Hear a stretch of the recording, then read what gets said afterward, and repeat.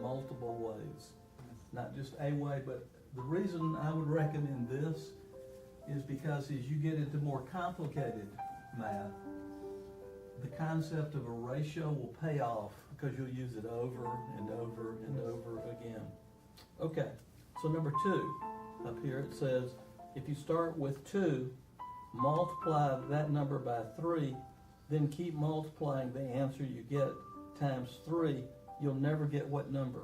And so this is pretty easy. I start with 2, right? And it says multiply times 3. 2 times 3 is 6. And then it says keep multiplying times 3. 3 times 18 times 3. That's a harder one. 8 times 3 is how many? Remember that one? I think 34. How about 24? 24. Up here 2, but the answer is going to be then, so I got 8 times 3 is 24, put the 4, carry the 2, and then I go 3 times 1 is 54. Is 3 plus, yep, I got 50. This one was throwing me off. Like the 9 would be 10, right? Yes. See, that's 7. Cause see, Why one, did they leave that 7? because it's 1/4, okay, well, let's look at it then. Because 1/4 is closer to 7 than it is to 8. Anything over 1/2, if it was 7 1/2, then you round it up to 8. But since a 1/4 is less than a half, you go down. Like this one, 9 7/8, so 7/8 is closer to 1. 35, 3 hours, how many? Across multiply. 105. 105, very good, right? Yes. So, but I got it by 35 times 3. Yes. And so the answer to this is I got it 35 on my times 3, calculator. B. I'm a calculator too. On your calculator too, right? There you go. Yes. Okay, you said that you didn't think you liked math, right? Yes, Okay, do you like music? yes, Okay. certain time. Do you know the basis of music is math? What is satisfying about music is the math that's involved in music. The sequence of are ones that are based on like a mathematical formula, the ones that are satisfying. And so when you're seeing like a classical piece of music, what you're going to get is you're going to get a sequence of melody that's repeated.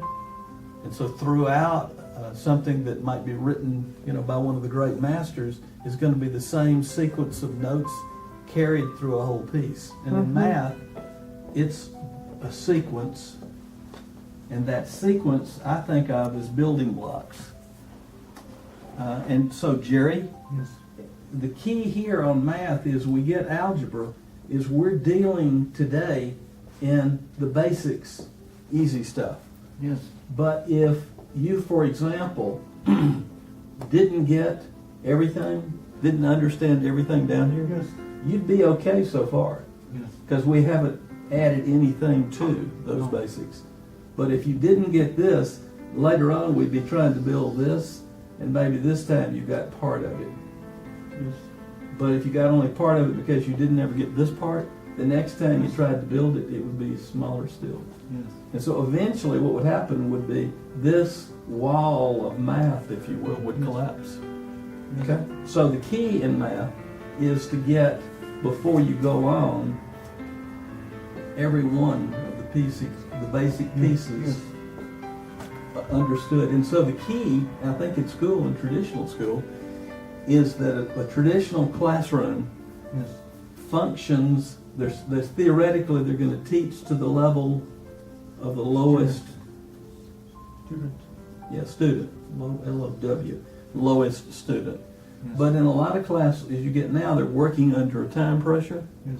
and so they don't do this. No. They don't make sure that everybody's got the basics before they go on. Yes. And so the That's what I- advantage of working one-on-one is we don't need to go on until you've got everything, No.